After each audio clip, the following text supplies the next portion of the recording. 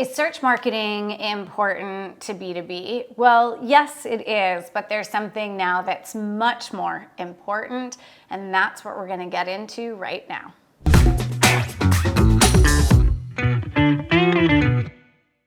So typically when people are talking about search marketing, they're referring to the idea that someone goes to Google and searches on you, your name, your firm's name, or just a topic in general. They're looking for help with consulting services, or they need leadership development or marketing services, or looking for expertise, and your content or your website comes up in search. That's typically what we're meaning when we say search marketing. And that's not going away in the world of AI, but it's becoming much less important compared to being found in the AI tools. Essentially, AI tools are intercepting what would be traffic that would have come to you through Google. So someone asks a question in the Google search, and instead of paying attention to all the blue links that come up, they're essentially just reading the answer summary at the top of Google. Or they're heading over to ChatGPT or Perplexity or one of the many, many other AI tools out there, and they're asking the question there instead of in Google. We've seen a remarkable shift in just the last 2 years. About 30 to 40% of all internet traffic is now being intercepted by AI, answer engines and generative engines. And so that means that search is not as important as it was before. What kind of sucks, if we can just say it that way, is now as a small business owner, not only do you have to still worry about being found in search because that's still there, you now also have to worry about AI tools finding you. And each time that there's an update, each time that those AI tools are essentially, sweeping the information that's out there, every time you're not out there or not out there in the right way, that makes you a little bit more invisible to your ideal target customers, your ideal target decision makers. The thing that I think is tough about this is, as a small business, you still have all the other things that you've always had to worry about. Is your messaging and positioning right? How are you creating actual conversations with decision makers? How are you delivering your services and not essentially creating a feast or famine cycle because you're the one doing all of your service delivery, and meanwhile there's all of this marketing that has to be done. So in many ways, AI creates some productivity tools for all of us, and that's great.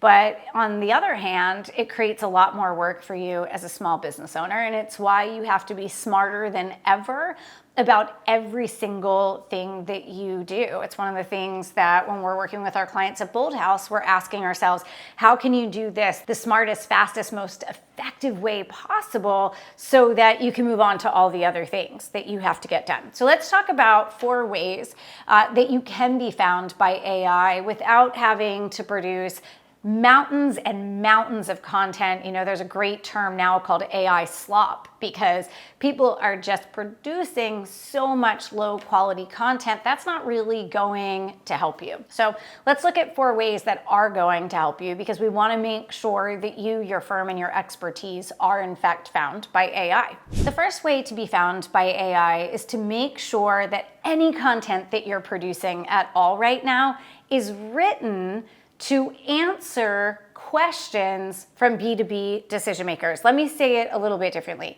Write to answer real B2B decision maker questions, meaning don't just put content out.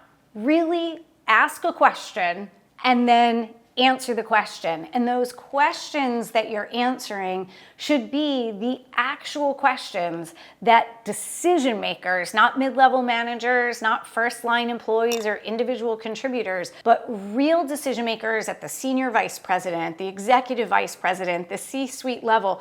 What are the questions that they would go to ChatGPT and ask? Those are the questions that you want to be answering in your marketing and in your content. Number 2 is you want to structure your content so that AI can see it. It's not enough to do step 1, which is to write answers to questions that real decision makers are actually typing in to AI tools like ChatGPT. You have to make sure the content itself is structured so that AI can see it and make sense of it. Some of that you want to hire a web manager to do, to make sure that you have the right schema markup on your website. So AI says, this is the kind of information that's on this web page that I'm looking at. But it's also about simple things like writing subheadlines in the form of questions, speaking affirmatively without filler words, quoting third-party sources and citing that information, using bullet points,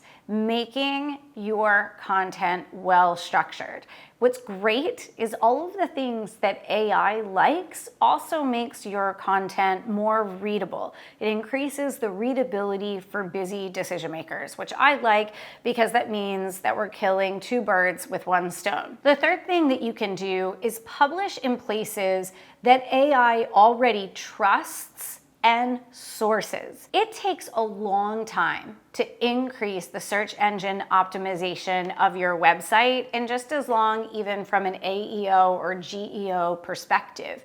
But there are websites out there, sources of information that AI already turns to, and it's not just places like Reddit. AI looks at high trust websites from industry associations, professional associations, magazines like CIO Magazine or Chief Learning Officer Magazine. When your content appears on those websites, it has a higher likelihood that it would be seen by AI, and that AI would link to that article because it's on such a well-respected site. So instead of just having to build an audience yourself on your own website, you can take advantage of all of these high trust websites that are out there, which, by the way, are always looking for content because they live on the same planet we do, where there are all of these channels that have to constantly be filled with content.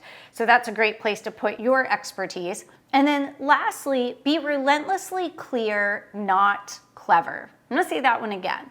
Be relentlessly clear, not clever. I will often see blog articles or LinkedIn articles that have these really, really clever headlines. And for a creative writing assignment, that's great.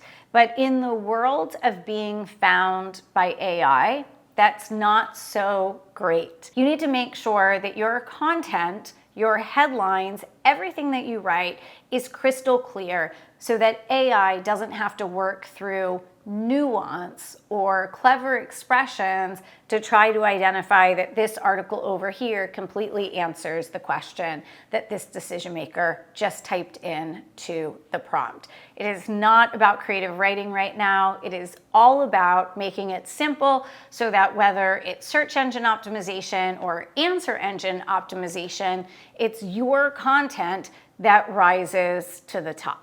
Now, here's an additional tip to help make sure that your content gets identified and utilized by these AI tools. As complex and as advanced as AI is, in many ways, it's very simple in that it really likes consistency. AI likes consistency, which means that you need to be consistent with everything that you say and do online.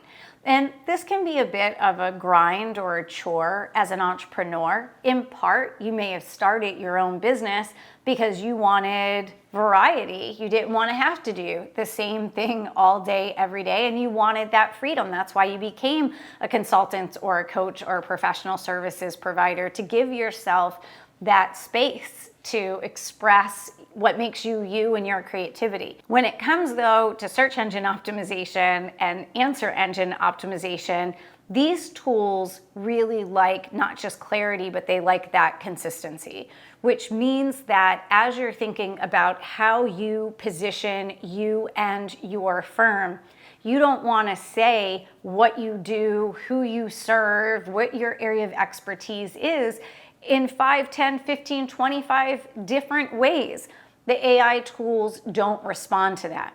They respond to the repetition that each and every time that your name or your firm's name appears in print, appears digitally across LinkedIn and SHRM and the Association for Talent Development or the Harvard Business Review or Gallup or the New York Times or anywhere that your name and your firm is appearing, that you are always represented the same way, that you are a leading expert in X, Y, and Z, that you work with these types of clients, that you help them get these types of results, that this is the work that you do.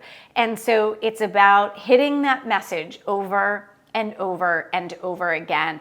That's what's really going to help you be found and be quoted, be referenced by these AI tools. So clarity and consistency really do reign supreme right now when it comes to how you're showing up online. Really important to understand that if you want to be found in the world of AI.